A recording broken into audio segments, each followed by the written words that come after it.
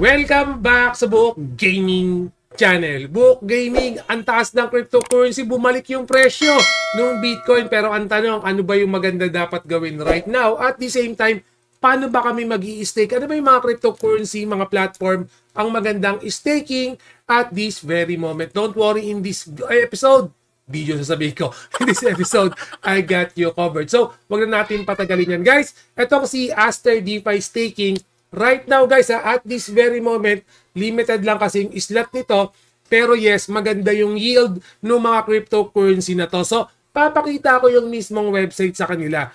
Nagkaroon na sila ng 100 staker, which is right now, at this very moment, naubos na. Okay, ganun kabilis naubos yung mga staker nila. Pero don't worry, again guys, since big project itong Aster DeFi, yes, pwede pa rin naman kayo magpa-register para, just in case, pag dumating na po yung mga panibagong slot and available na, yes, kayo na po yung mauuna para dito sa staking na to. And guys, yung Aster DeFi staking, napaka-basic lang nung gagawin natin. Magjo-join lang kayo sa Telegram. Syempre, pag naka-join kayo sa Telegram, mag-invite na rin kayo ng 3 friends nyo. Kasi sa inyo naman yan kung gusto nyo mag-invite. Pero syempre, para makompleto nyo yung task na to, gawin nyo na lahat yan. Okay, gawin nyo na lahat yan.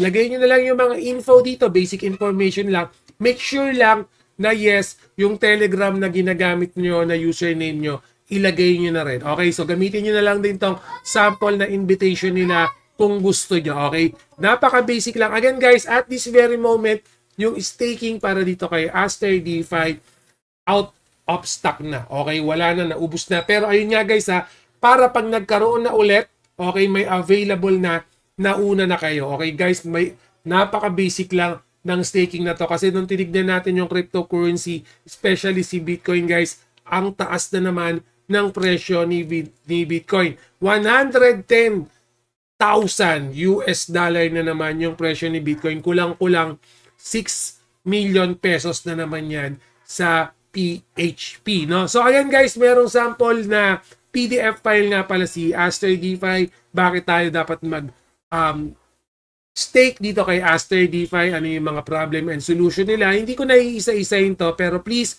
pa-double, triple check na lang din para at least meron kayong idea kung paano ba magbe-benefits dito sa staking features ni Aster DeFi. Napaka-basic lang naman. No? So, yung mga Twitter nila, yung mga X account nila, ilalagay ko na lang din sa description later on. Pero kung gusto nyo pala mag-staking dito, kailangan connected yung hot wallet nyo. For example, yung mga MetaMask wallet nyo, yung Phantom wallet nyo, at least makonect nyo rito. No? Napakadali lang naman nung staking nito. May calculator din yan para makita nyo kung ano yung mga dapat nyong makakuha. And for example, nagsipag kayo, marami kayong referral, malalagay din dito, makikita nyo rin dito kay Aster DeFi.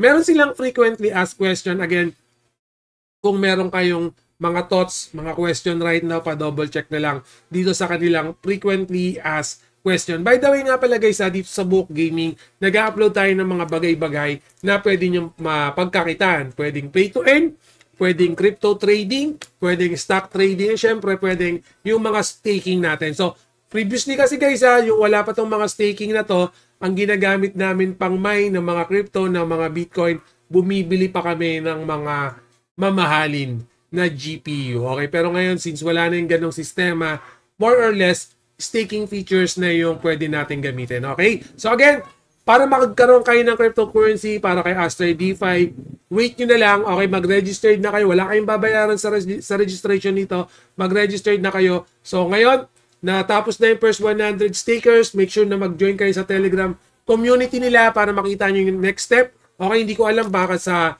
next wave nila, pwedeng 200 na yan, pwedeng 300 na yan, depende. Pero mas maganda, okay, habang bagong-bago pa lang to guys, ako mismo hindi ako nakapasok dito sa first 100 staker.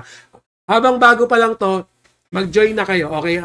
At the same time, lalong-lalo na kung wala naman kayong ipupuhunan, okay? Kung wala naman kayong gagastusin, magkaka-crypto kayo, hindi natin alam, baka hindi na near future, baka yung Aster DeFi na, or yung token na nila, yung magiging next Bitcoin. Again guys, walang nakakaalam yan, pero the good thing lang naman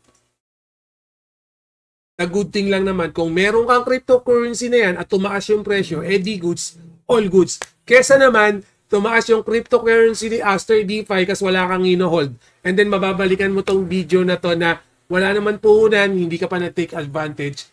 Kadalasan kasi, ganun yung nangyayari. So, okay lang pala Buhok Gaming na meron na akong cryptocurrency, nag-join lang naman ako, nag-registered, and then hindi ka kataasan yung value, hindi siya naging next Bitcoin.